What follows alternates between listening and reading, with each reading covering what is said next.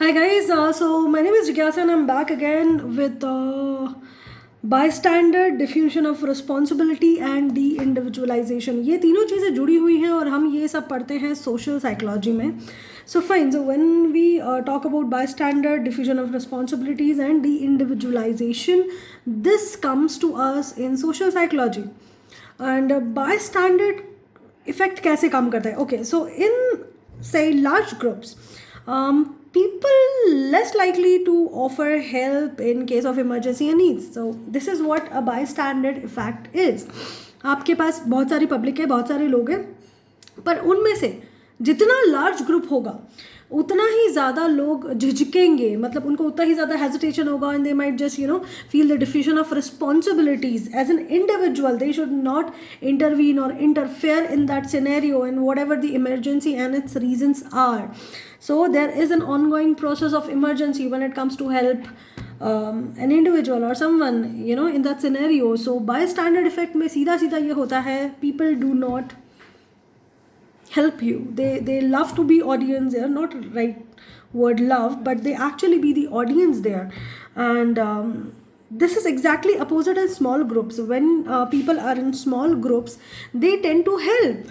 कैसा, अगर आप 3-4 लोग हैं तो और कोई साथ में गिर गया है, किसी को कार्डियक अरेस्ट आ गया है, they will come and try and interfere कि कोई ना कोई तो रहेगा, दे विल बी सेइंग अरे चल भाई कोई भी नहीं है, there is no one else to put our responsibilities on.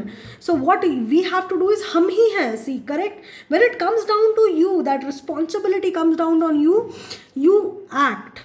In bystander you do not, and this is caused by diffusion of responsibility. The diffusion of responsibility comes along with your bystander effect.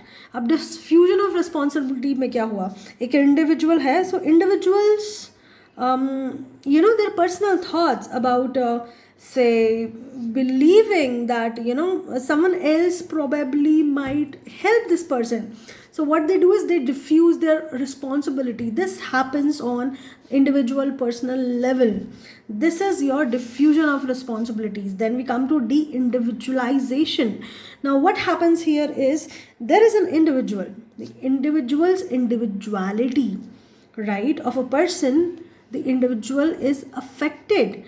How it is, see, it's de and individualization. So जो उसका जो individuality होती है, उसका जो एक human, एक individual का जो कैरेक्टर होता है, लाइक एक पर्सनल टेक होता है कि भाई ठीक है, you all are running, I won't run. This is my individuality. I am a person who will not react to such situation, or I am a person who will not tolerate so and so situation or scene or matter or behavior. So this is my individuality. So what happens in de-individualization is, if there is a large group, the group takes over individuality. This is the beauty of the group. That is why groups are given so much of importance. हम जब group का structure पढ़ते हैं, group की importance पढ़ते हैं हम, तब इसलिए सोशल साइकोलॉजी में ध्यान देते हैं, बिकॉज इंडिविजुअलिटी ख़त्म कर देता है group. If say for example there is a person, if everyone is going along, उसका एक group है, everyone is going along and jumping and doing adventure sport, the person might get pushed to do adventure sport because he is part of that group. Everyone is doing the same thing, but there is a very good possibility that in a scenario where there is no group, the person might just not act the same way. So disparity create होती है behavior में. So क्या हुआ, आपकी individuality ख़त्म हो गई. तो these are our 3 topics. bystander effect, जहाँ पे लोग मदद नहीं करते in emergency scenario, वो बस audience बन के खड़े रहते हैं. क्यों? क्योंकि diffusion of responsibility हो जाता है.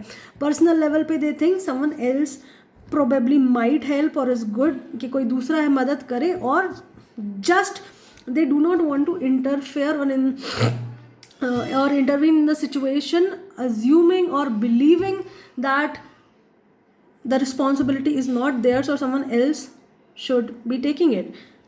De-individualization जो हमने already पढ़ा और आपको अभी याद होगा.